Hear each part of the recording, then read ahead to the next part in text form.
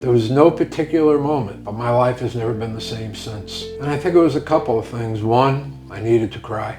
I really needed to cry. Mourn the loss of my father, accept the fact that I was an alcoholic just like a lot of people. That was the hand I was dealt by God the day I was born in that adoption home back in 1953, but I had survived. And what I learned, and I preach this to people I work with today, it's all over my website, it's everywhere. Never, never, never give up.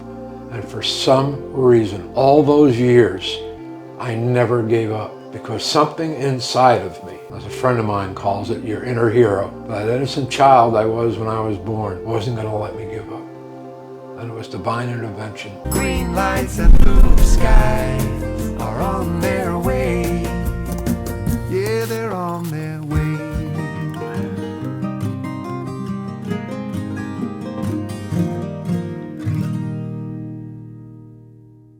Welcome to Crosstalk. I'm here in sunny South Florida to do our first Crosstalk interview with Corey sitting here. Usually Irene is sitting here, but today it's me. And I'm so excited. Today we're going to interview my friend Bob W., who is a guy who I would say has the biggest heart of anybody I've met in my sobriety. Bob just hugs everybody with his adoring love, and everybody is welcome in Bob's home and in his heart. And I want you to meet my buddy, Bob Wick. Bob, welcome.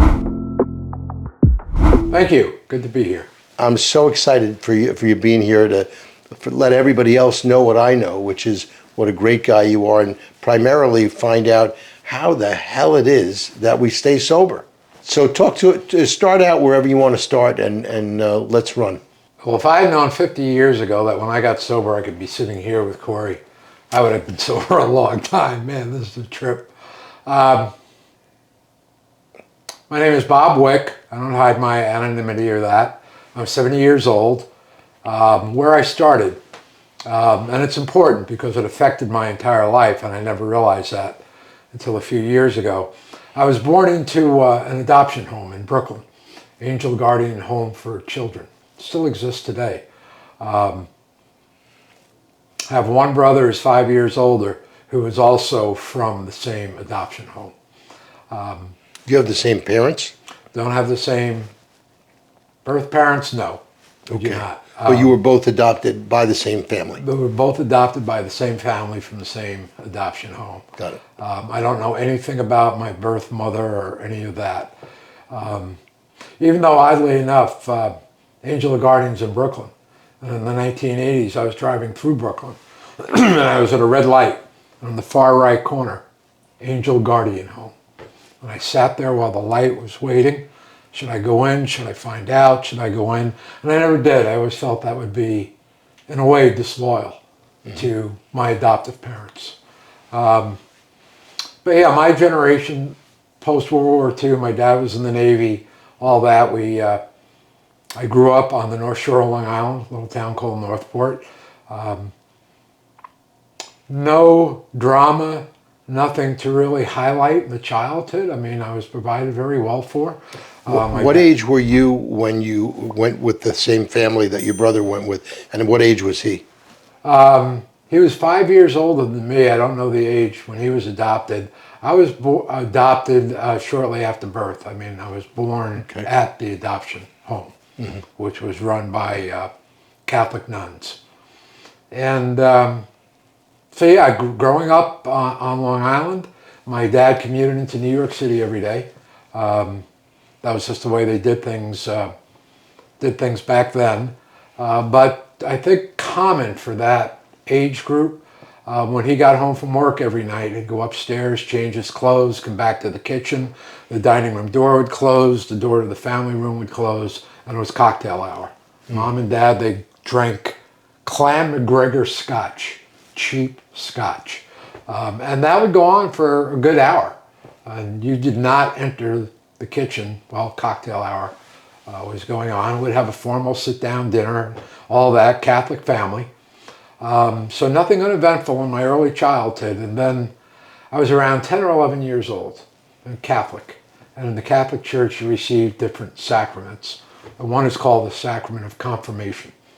And so after dinner, my mother excuses herself. It's just my father, my mother, and myself at dinner that night. She goes upstairs to the office, comes back down, and I can remember this, which is odd. She's standing over my right shoulder with a piece of paper. My mother called me Bobby. And she said, Bobby, I want to show you this. It's your birth certificate. And you'll see on the birth certificate, it says Angel Guardian Home for Children. You're adopted. And I'm 10 or 11. And I've told enough therapists about this that I think I remember it vividly. And my reaction was, oh, what's for dessert? And not knowing it at the time, it was noted, it was registered, and life went on from there. And the adoption was never, ever discussed again, brought up again. I never asked anything about it again. My entire life, except sometime in the 80s, I was in my mid-30s, and that was the generation where they sent Christmas cards. We were down visiting my parents. My mother had an old wooden salad bowl that she'd put all the Christmas cards in. And I was going through them. I came across one, and it was a handwritten note, and I don't remember it clearly, and I'm told I'll never remember it clearly. And I was asking about Bobby. And it's been 30-something years now. How is he? And there was a woman's name signed to it that I can't remember. But anyway, I walked into the kitchen where my mother was. I showed her the birthday card, a Christmas card rather, and I said, is this from whom I think it is? She froze. In tears. I said, yeah, that's from your birth mother. I stormed out of the house. My wife and my kids were all there in the house. I stormed out the front door, walked around the block for a while, came back, went into the house as if nothing had ever happened. And it never came up again. But why I bring that up, according to the 2010 census, 1 in 7 babies are adopted. And of adopted people, approximately 50% of them have some kind of issue with addictive substances. One, because of the fear of abandonment being adopted, and a lot of it comes as genetic from the birth parents to the adopted child. And the reasoning being a lot of them were probably struggling with drug or alcohol at the time of birth of the child, and they put them up for adoption. It absolutely, I know that to be the case from having been, in groups and in sessions, in rehabs and in meetings. But crazy, I think the first 4 or 5 people that were ever on Crosstalk, 1, 2, 3, 4, everybody's adopted. It's not something that's unusual that, they kind of go together. And so my experience is absolutely what you're saying. And I bring that up because at the end, when I finally did get sober, I learned a lot about that and how I had filed and stored it and never dealt with it. And at times I was truly a root cause of my drinking excessively. So, I had a good life on Long Island. Met the woman that would become my wife for 40 years when I was 15 in high school. Went off to college in Vermont and was supposed to go to law school, St. John's, but got married 2 weeks after I graduated. And came back to New York City a year later. This fine lady got herself pregnant and we had twins. And that was the rest of my life. Things took off. What happened to law school? Never went. Because twins. So it's family. Yeah, we were going to get married, relocate back to New York City, get settled in, and St. John's, all that. So was it about getting a job and starting? Yeah, getting some money in the bank because we were broke when we got married coming out of college. And and then the unexpected pregnancy and living on 80th in New York on the Upper East Side with no money, and now we have 2 kids. So. Fancy. Yeah, life changed. Oh, we were living a good life.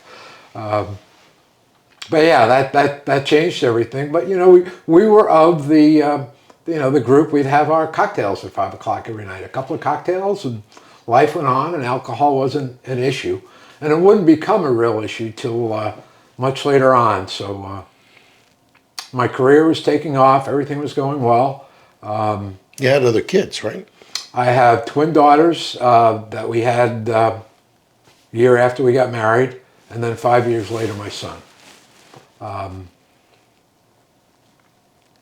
Work was going well. I was a young rock star with an insurance company in lower Manhattan called AIG.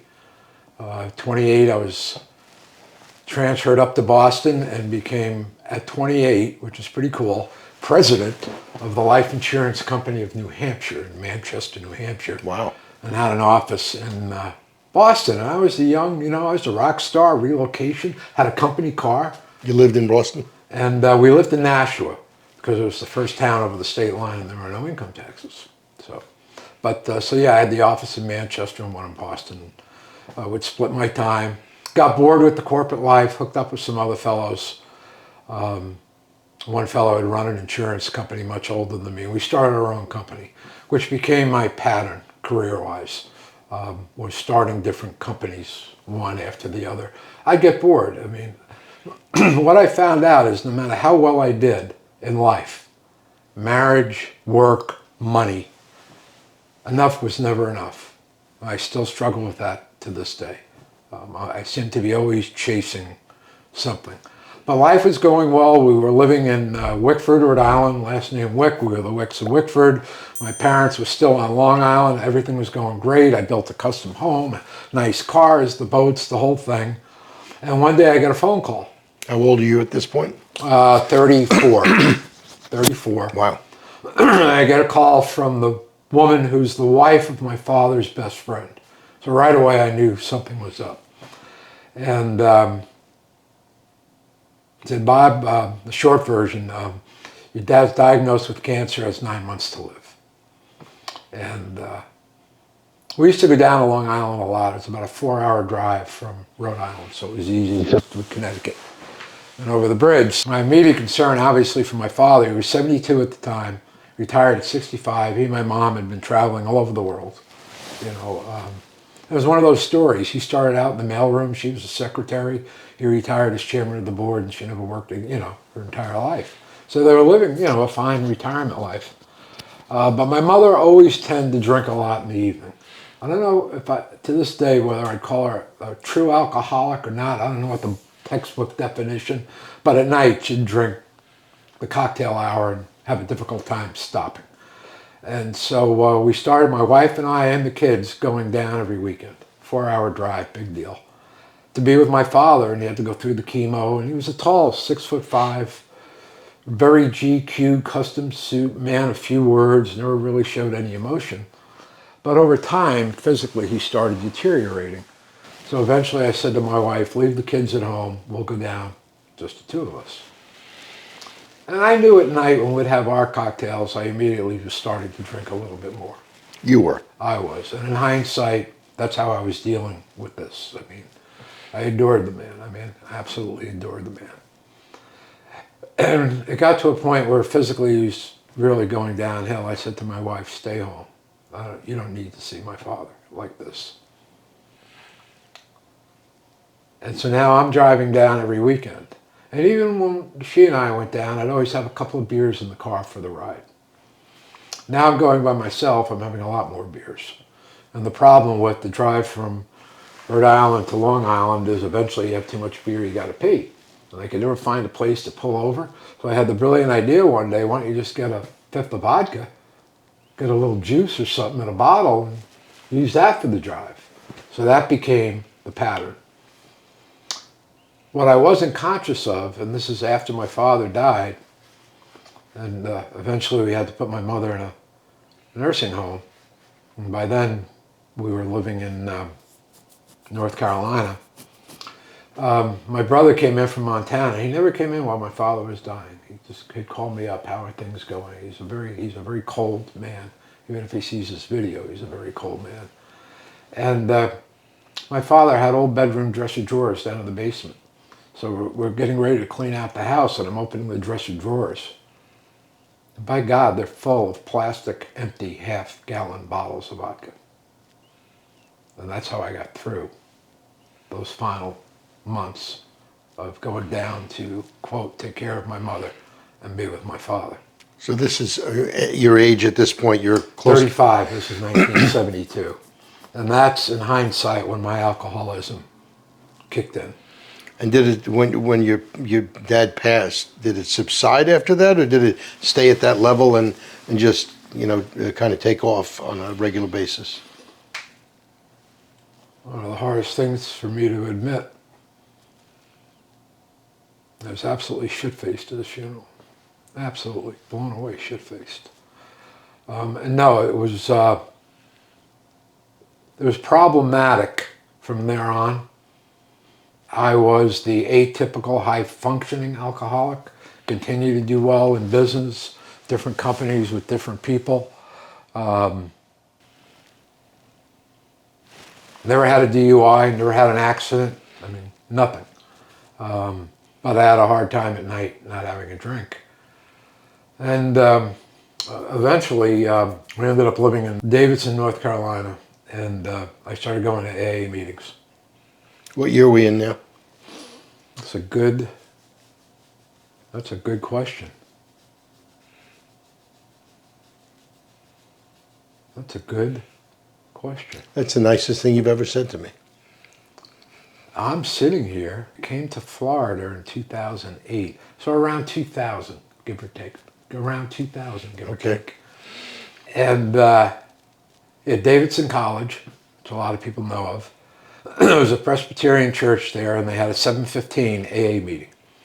And I remember going to that meeting, sitting in the back row. This is AM, 7:15 AM meeting? 7:15 AM. And all these people were sitting in front of me. It wasn't that big a meeting. And I'm looking at the back of their heads going, these poor, sorry sons of bitches, they're alcoholics. Not me. Thank God I just have a problem. But not me. I am not an alcoholic. And it wasn't until years later that I finally had the nuts to admit to myself that I was an alcoholic. So yeah, we're living in North Carolina, put my mother in an assisted living facility that was part of Davidson College. And then, so I was functioning, but I was still drinking, but not during the day or anything like that, but drinking way too much at night. And again, highly successful in all that I was doing. And then, and I'm fast forwarding, I know, but in 2008, with an old friend of mine, decided to move to Delray and start a financial services business in Boca, right across the street from Ocean Drive. And that was 08. And the business took off beyond my wildest expectations.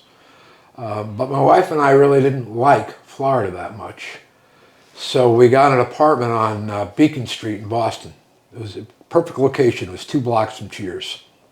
So when I had to run out to get a pack of cigarettes, thinking I was fooling my wife, right to Cheers. And it got to a point where, who was the guy, they knew his name at the bar? I mean, they'd know me when I walk in. And the vodka tonics would be on the bar. And I was making more money than I ever had, and my wife started coming down less and less. And maybe just because I'm a complete idiot, but I had no sense that maybe something was amiss. And then in 2016, I had a house in Delray on the water. I had a big dock in the back and a boat. We're sitting on the back of the boat, and she looks at me and said, enough's enough, I want a divorce. And she was smart. It was the year I made the absolute most money I'd ever made. It was a healthy 7-figure number. She took me to the cleaners. God bless her, she timed it right. But what's interesting about that is people very close to me had told me prior to that Bob, as long as you're married to her, you're never going to get sober. She would never stop drinking. She'd have her 5 o'clock cocktail. And she thought she was helping me by hiding the vodka bottle in the kitchen under different cabinets or behind pots and pans or whatever. This is before she announced that she wants to end the marriage. Yeah. So along the way, she was wanting to try to limit your alcohol use by not doing anything visible in front of you. We tried the whole thing for Bob, let's go to wine only or beer only or whatever. But yeah, she still wanted a 5 o'clock cocktail. And I was like, fine with me, I'm good. Which is such bullshit. Remember my first therapist called me the fair weather man. He said, anytime I see you, how are you? Oh, things are great. Blue skies, white clouds, no fucking problems. That's what I used to tell people. I thought it was funny, right? Blue skies, white clouds, no fucking problems. In the meantime, I'm hungover. So yeah, the divorce kicked in. So we're in 2016. 2016. I knew I had a problem. I got involved in AA. I had a sponsor. Quote, did the steps. Wasn't taking things seriously. Continuous relapses, and discovered a place in Delray called the Sanctuary. And it was a halfway house owned by Eric Clapton. And one of our alumni, who I met in the rooms of AA, not knowing would end up being alumni, a fellow named 𝗧𝗵𝗶𝘀𝗁, said, you need to come with me and check out this place, the Sanctuary. We ended up being roommates. I can remember kneeling by the side of the bed with him, saying prayers. And so I tried that for a while, but kept relapsing, and he took off and did his own thing. I ran into him later, and I still was struggling. And he said, you ought to go up to Palm Beach and try out this place called Hanley, 30-day program. So that was my first real attempt. And we're in 2017 now? Yeah, 16, 17. So I went to Hanley. Now you're living, your wife and you are not living together. Now I'm in the Delray house. She's gone. Okay. She's gone, and I'm on my own. And you're trying to get sober. I'm trying to get sober, and what I learned from a therapist, if you really want to jack up somebody who's adopted and abandonment issues, divorce them, right? And it set me off, but I wasn't aware it set me off. But I knew the drinking now is out of control. I'm drinking in the morning, just stay steady. I mean, it was awful. It was awful. And I knew what I was doing. I knew I wanted to stop, and I couldn't. So I went to Hanley, came home. That didn't work. Ended up going out to Malibu, Passages. Thought that would be a lot of fun. It was good. It was the Hollywood crowd, celebrities. Got to know Liza Minnelli. Couldn't stay sober. Did a month, came home. A month later, went back to Passages of Ventura. These are six-figure deals, you know, so I'm writing checks like crazy. I'm trying, and I can't get it. But I don't know how hard I wanted to get it at the time. Life was okay, because when I came home and screwed up, I was by myself. I wasn't accountable to anybody. So I fucked up. I'll go back for another 30 days. Here's $100,000. And, you know, and then eventually, I don't know what caused it, but I was introduced to Karen, and somebody, and I think, in hindsight, I think it was Chris. Karen Treatment Center. Karen Treatment Center. And, they're a not-for-profit. Go to Ocean Drive. Mm-hmm. And it was literally right next door to where my business was. I mean, it was that eerie when I found out where it was. I mean, I could walk from my office to Ocean Drive. And I went to Ocean Drive. I was there about 3 weeks, and a hurricane was coming in. It was late October, 2017. And they said it was going to be the first direct hit on Delray. And so I went to the powers to be and said, let me ride out the hurricane at home on the weekend. My house is on the water. I got a 40-foot boat, a dock. I'd rather be there. So this is October. Turned out to be a long weekend because I came back in February the following year. So I went home, never got it, kept relapsing. So being home during that hurricane period, you started drinking again, and it just kind of... Started drinking again about 5 minutes after I walked in the front door. Off the rails. Off the rails again, yeah. So a year later, what happens? No, that was in October. I went back to Ocean Drive in February. Okay. I was there about 3 days. I was staying in they call it the men's house. I was there about 3 days and had to get rushed to the hospital. Ended up having a partial colon resection. Went back to the men's house and had to have a wound nurse for a month. I wasn't very mobile at the time. The therapists were coming to the house. And my therapist came by one day and gave me a book called Primal Wound. And it's all about adoption and the things you deal with and abandonment. This wasn't that long ago. I remember sitting in that room, and I'd never cried in my life. Sitting in that room by myself, Corey, crying uncontrollably. pounding the bed. And what I eventually came to realize, because I never lost my faith, and there was no spark, flash of lightning, anything. But I remember waking up one morning saying my life had been divine intervention. This is the path God had put me on. I had to go through what I had to go through. A lot of wonderful times, a lot of difficult times. And this is where I ended up, sitting in this house with a wound nurse. They took such good care of me there, bringing my meals to the room and whatever. Eventually, when I got up and mobile, driving me back and forth for the group therapies, there was no particular moment, but my life has never been the same since. And I think it was a couple of things. One, I needed to cry. I really needed to cry. Mourn the loss of my father, accept the fact that I was an alcoholic just like a lot of people. That was the hand I was dealt by God the day I was born in that adoption home back in 1953. But I had survived. And what I learned, and I preach this to people I work with today, it's all over my website, it's everywhere. Never, never, never give up. And for some reason, all those years, I never gave up. And not consciously. It's just, that's how I rolled. And I never gave up. I kept coming back, different treatments, whatever. Because something inside of me, as a friend of mine calls it, your inner hero. That innocent child I was when I was born wasn't going to let me give up. And it was divine intervention the whole time. You know, it's interesting. I think the strength that you got from the events you just described is about, just for a little while, the sky wasn't blue, the clouds weren't white, and in order to be able to come out the other side, it's got to rain a little bit. The absence of the light is the necessary part.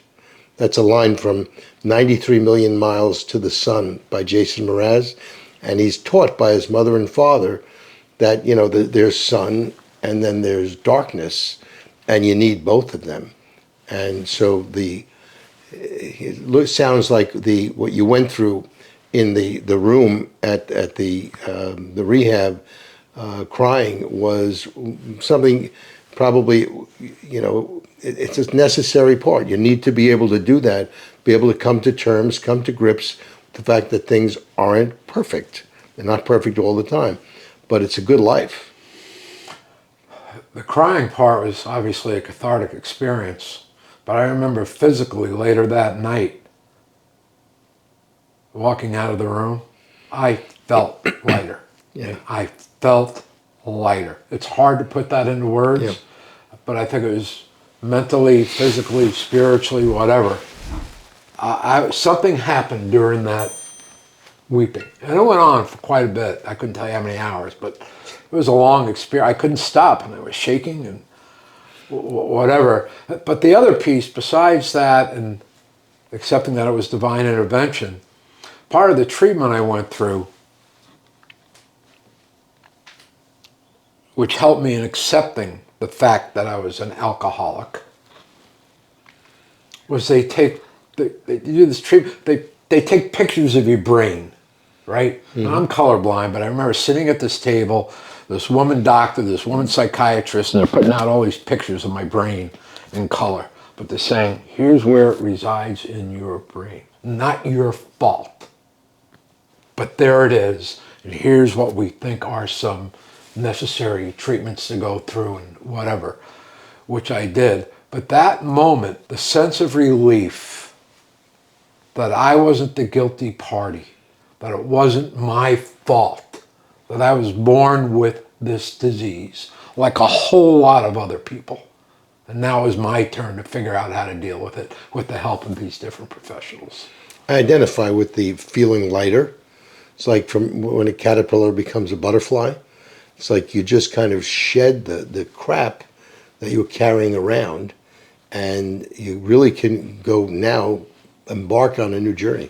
And what I learned from it, almost becoming like this alcoholic evangelist or something, is telling other people that are struggling, that are caught in that repetitive cycle of recovery, which I was. I never gave up, but I was in a cycle, whether it was Hanley or Passages or wherever. Relapse cycle. That relapse cycle, that there is a way out, and once you discover it, and you can get on with life, accepting that you've got this for the rest of your life. You got to stay conscious daily. You better have the desire, dedication, and discipline. I call it the 3 Ds. Be on your toes every day and be conscious of it. For me, because for me, it's still there. I rarely even think about picking up a drink anymore. Over time, that romantic thought of wouldn't it be nice to have a cocktail has gone away, but I think that's just a factor of time. And it took me a while, because I remember when I left Ocean Drive, I walked in the front door of that house. And there was nobody in the house but my dog, Ella. And it was a revolving door, big door. And I opened the door, Ella's looking up at me, and before the door hit me in the ass, I remember looking at her going, now what the fuck do we do? I felt good physically. I felt good up here. I got it. I walked out of treatment, and I'm standing at the front door. What do I do? Now what? And not consciously aware of it, over time, I dedicated myself, and this really hit a light a couple of years before my 70th birthday. True story.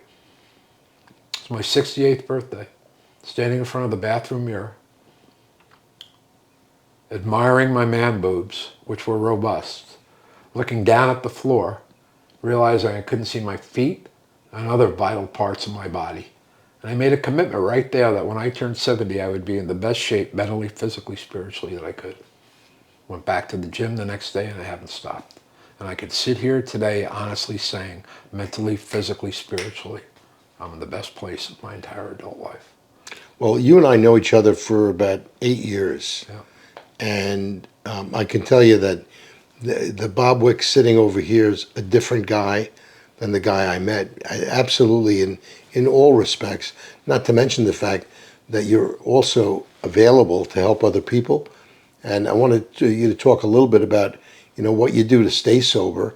For me, by the way, you said that you kind of don't think about picking up now.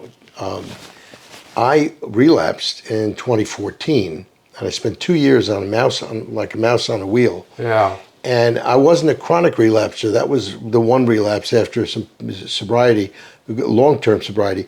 But for me, I know exactly how the movie ends when I pick up. I know what the result is. The result is that my life begins and then continues on a pretty rapid course to be screwy and fucked up. And I don't need to watch the movie again. I know how it ends. I don't want to be there. I want to be right where I am right now. Not always perfect. Things are not always great, but they're a hell of a lot better the way things are now, not using any mood-altering chemicals, drugs, or alcohol, or any other crazy behavior. It's a lot better just dealing with life on life terms. Once you get it, you're the only one that can take it away. And it takes a while, but you... What's helpful for me was the realization that it is a disease, it resides in my brain. There's a part of my brain that's any way they can will want to activate it and bring it back to life. And I've got to, on a daily basis, remember that and be aware of it. You hear in the rooms of AA, people, places, and things. I probably at times overdo that. I'm very cautious of where I will go socially. I'm very cautious of who I will hang around with or who I'll share confidence with about how I'm doing. Probably more protective of myself than perhaps I need to be at this part of my life, but it works for me. I found a way to live that works. And God, I have my moments. I mean, I can still sit in my house by myself, suck my thumb, the world's coming to an end. I still struggle with that. Enough is never enough. to this day. I don't know if I'll ever get over it. But yeah, I mean, you mentioned I found an outlet. I've dedicated myself now. I went through some work to get to in a position where I feel I have the ability to help people that are caught in that repetitive cycle of recovery, as I call it, who are living the life that I had to live for a long time. And if all I can do with somebody is share with them my experience and then how it ended, if you will, and that can be of help to them, I get more fulfillment out of that inside than anything I've ever done in my life. And in hindsight, you know, when I had the Del Rey house, there were certain people that would come by on a regular basis, unannounced, just knock on the door, come in, sit, talk for an hour or two, and you know some of the people, get up and leave. And I'd be like, okay, that was the end of that. What I learned, and some of the, you know, friendships, whatever I've developed over time, that I've always, in a way, had the ability to help people to a certain degree, but I'm now more conscious of how much I get out of it, which in a way is somewhat selfish. But if I can really, I mean, during COVID, there was somebody who's living a wonderful sober life now who, when I first met him, was a wreck, a train wreck. And during COVID, he'd come over to my house 7 days a week, sit down outside, 20 minutes, talk a little bit, get up and leave. And I never said anything. I thought it was odd, whatever. And I was in a meeting, I think about 3 weeks ago, and he was talking to a group of people and recounted what that experience was like for him and what I had done for him that I never was really aware of. And man, that just, I don't even sound corny, that filled me up. And you know I have a sense of humor, and it can be a rough sense of humor. That gave me more personal gratification. Well, since I met you, the first thing I said when we started this Crosstalk interview is that your door is always open to everybody. You were the guy when there were meetings that were held at your house, when people needed to do meetings. When there were parties, it was always come over to Bob's house. So you've always had the ability, you've had that magnetism to attract people, because people know that you're a lover. You know what's cool about it? Yeah, I forgot, yeah, it used to be that Wednesday meeting. Yeah. And the treatment center we went to would drive their Denali's over with current patients even. Yeah, I forgot about that. It was a good thing. And one of the people I'm helping out a little bit now that actually came to my house was like this world famous like rock and roll star. The band was a rock and roll star. He was part of it, so his name wasn't as known as the name of the band. And we got to be friends and then lost contact and whatever. And I tracked him down 3-4 months ago. His wife had died. He'd been through a lot of shit. He's older than I am. And now we're That's great. talking. And he's sharing. And yeah, the gratification I get out of that. And I check with myself to make sure, Corey, that it's not pride, that it's not ego, that it's not overly being selfish. But I really enjoy helping other people that are living the life that I had to live for so long. They have the passion. They're not giving up. They have the desire to get sober. They just haven't figured out how to maintain the sobriety. So there are things, it's wonderful to help other people, and it's great to get self-satisfaction out of seeing people like that gentleman you were talking about. I know exactly who you're talking about, and I love him, and I can't believe the life he's leading. He's a great guy. So yeah, you do that stuff, and you're really good at doing that. Anything in your personal life you want to share with anybody about any events that have occurred maybe recently, any special things that are going on? I mean, I think 18 years ago, your wife announced that you're getting divorced. So I don't know, I can't think of anything you might want to be bragging about. If I ever heard a loaded question before in my life, that was it. But yeah, who's ever watching, when I said that doctor showed me pictures of the brain, she's a doctor that works at this treatment center that has been doing work on the brain for 15 years. And recently it's become quite the topic of discussion about the brain. And so I met her in 2017 when she showed me brain pictures, kind of lost touch with her. And then beginning of this year, the treatment center opened up a new building. And I was going there twice a week to sit in on patient meetings. They wanted alumni to come by. And I was starting my coaching work and all that. And in hindsight, it worked out to be good. The new chairman, we sat, he knows what I'm doing. And so I go by there regularly. But they had the grand opening of the building, and we were in the lobby, and I looked at this woman and said, Doctor, whomever, I said, why don't we get together sometime outside of this building? We've known one another now for how many years? It's, you know, silly, similar age. Find out we both got divorced within days of one another back in 2016. Let's get together.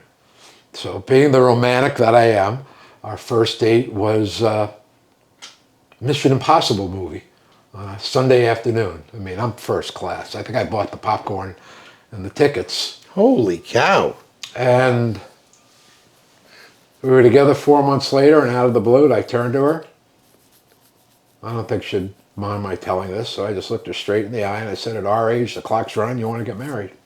I didn't have an engagement ring. I didn't have anything. It just popped out. She's now wearing an engagement ring. We're going to get married, and we're finding out we have more in common than we could have realized. She's a very Christian woman, very deep faith. We both believe in divine intervention.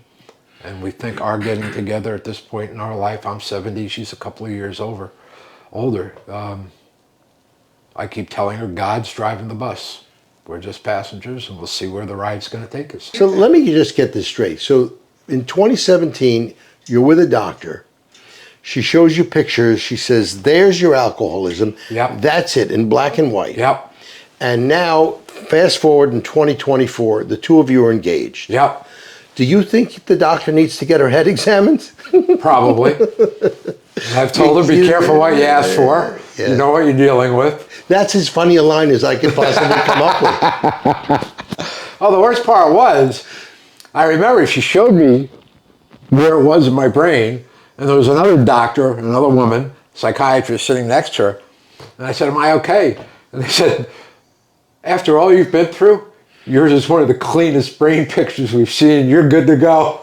Nice. And so here we are. Well, the pictures Here must we not are. have been that bad because she said yes. What's good about it, truthfully, is she knows the good, bad, and ugly about Bob.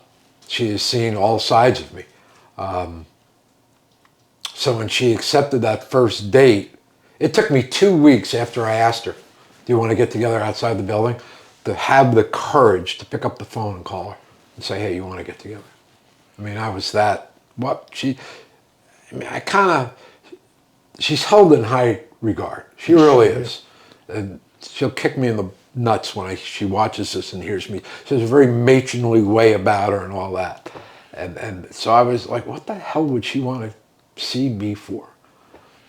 And come to find out, her entire life is dedicated to helping the patients. She lives for it.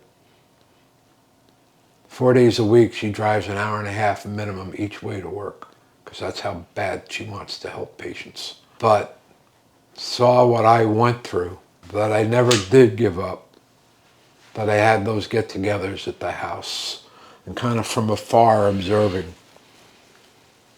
And I'm glad I picked up the phone and called her. Well, you know, what we've heard today in this interview is there's a lot to unpack in the Bob Wick story. But the one thing that's very clear to me is that by doing the next right thing, by doing kind of following along in what you're shown, you can really it just becomes part of you. And who you are right now, you're now in a position to give back to other people, and you're getting all the blessings. Blessings is the word that I want to use, because you've gotten a lot of blessings throughout your life, from the very beginning to where we are right now. And I can't think of anybody that deserves those blessings more than you do. Thank you. I mean it. Yeah, I love you very much. You're a solid guy, and everybody in the community down in South Florida here feels the same way as I do. You know, you're a really important part of our recovery community down here in South Florida, and just keep doing everything that you're doing.